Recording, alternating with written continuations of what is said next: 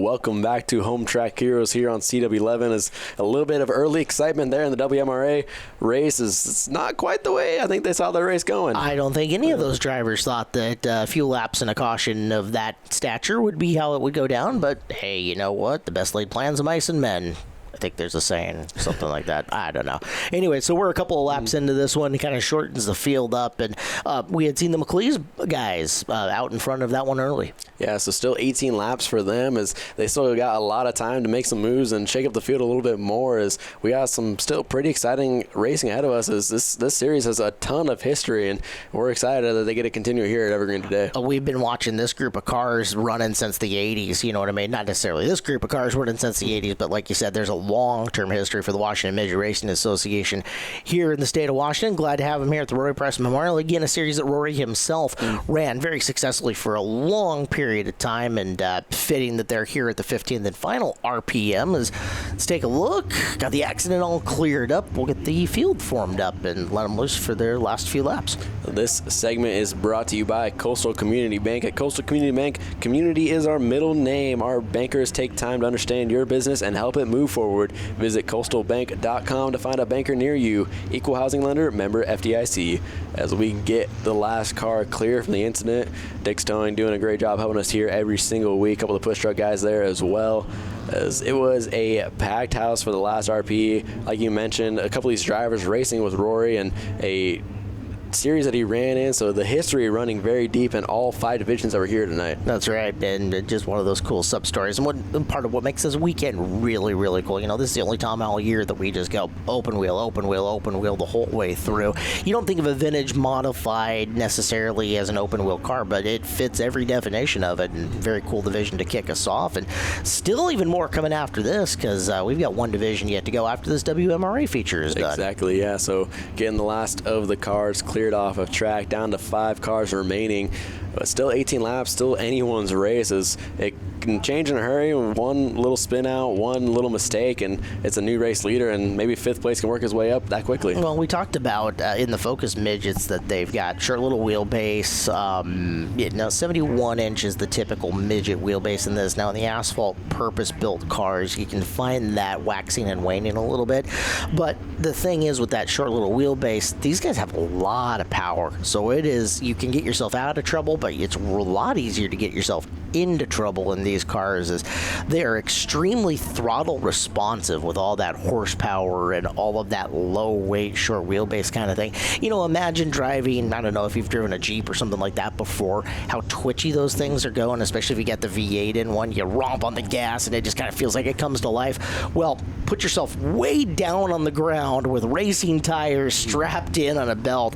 You mash throttle in a midget and the thing launches like a rocket. It's kind of fun. You got to be really smooth getting on the accelerator, and then you got to be really careful about where you're picking throttle up, rolling in and rolling out of it. These cars, else you're just going to snap around and cause trouble. Yeah, these cars drive very similar to the Legends, which we see out here each and every week. You'll be able to catch them on Home Track Heroes the next week as Legends return, as it is a very snappy race car. You got to drive it with a throttle and be very careful with it, and can't be making too many snappy movements, or else you're going to end up like we see a lot of times with the Legends, spinning off the corner. There's a reason that you see in the upper reaches of NASCAR right now drivers like Kyle Larson and Christopher Bell, who spend an abundance of time in midgets, having a lot of success. It's because they're real throttle jockeys. They really know how to get up and really work the accelerator, and for some reason that skill set is translated to the highest levels of our sport.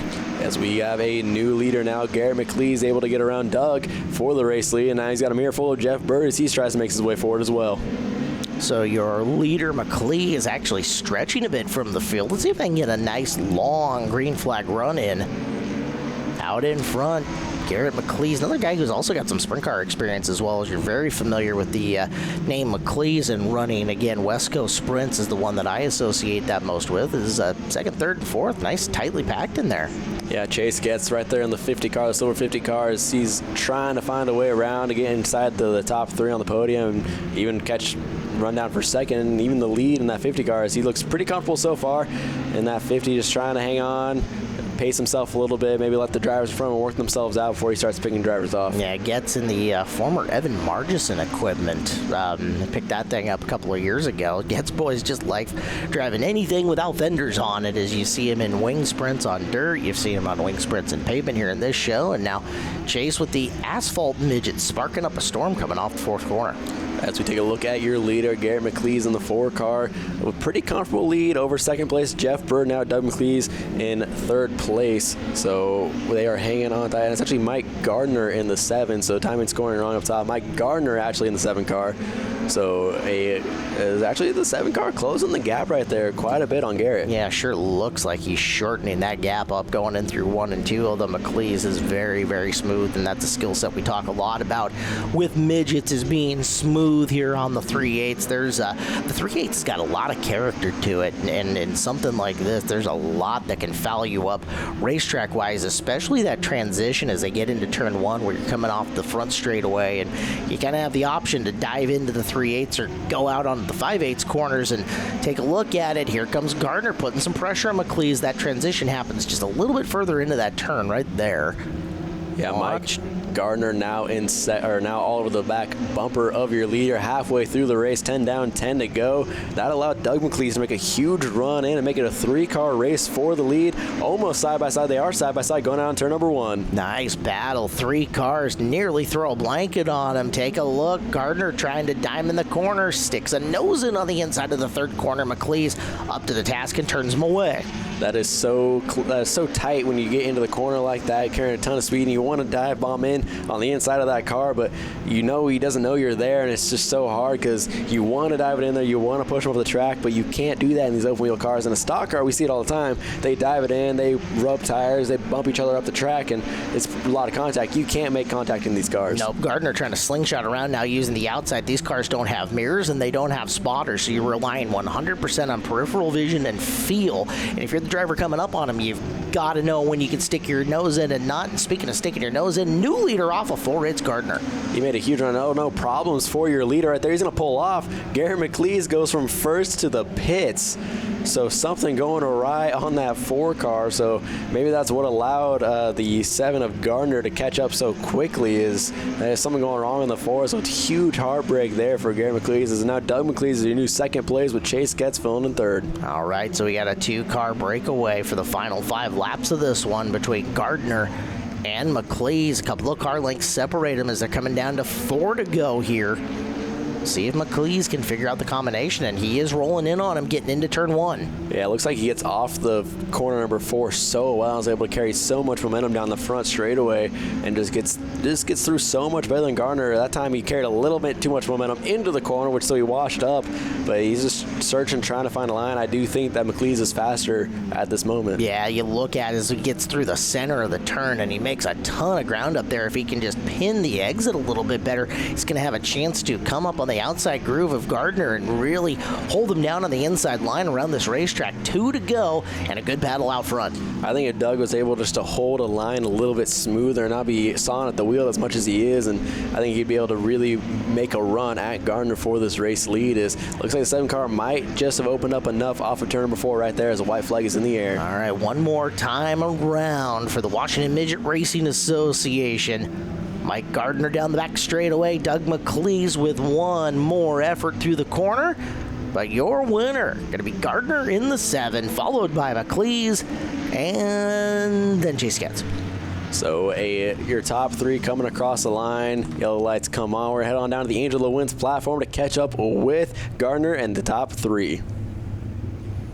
This is pretty cool. How are you, Mike? Good to see you. Good to see you up here. Had to be fun. I guarantee you. Yeah, it's been a while. Yeah. Talk about the help you got to get here. Glenn Seidelman owns the car, and it's up to him. He gives me a good piece, and I just get to be the lucky idiot that drives it. It's an awesome car. It is very well done. Good to have you up here. Well deserved, and thank you for putting him up here, Mr. Seidelman. Your winner tonight for the WMRA. How are you, Doug? Good to see you. Who do you got here? This is Ryder, my son. Hi, nice to meet you. Welcome to Evergreen Speedway. Are you happy with your dad and the job he did tonight? He's shaking his head. What a run. That looked like fun. It was a lot of fun. And talk about who's helping you out. Who got you here? What was that? Your help? Sponsors? members? Oh yeah, I'd like to thank the Seidelmans. They do everything to make sure we get a car out here and are running, and my family. I got my cousin kicking around here and my uncle. All right, very good. Doug McLeese in second place tonight. Good to have you up here, buddy. Yeah, it's nice running the midgets every once in a while. It's been a couple years, but kind of disappointed with the sprint car main. Kind of took away from our midget program too. We just didn't have the time to work on it, and just a little tight. So and leaking a little brake fluid, so it made it hard to see. Leaking oil in the sprint car and leaking brake fluid in the midget. So it wasn't a real great weekend for us. So it is what it is. I just got to thank everyone that came out, and all my dad, my brother, my fiance, everyone that supports these cars, all my friends that came out, and everyone. All right, we appreciate you being here. Third place tonight, Chase Getz.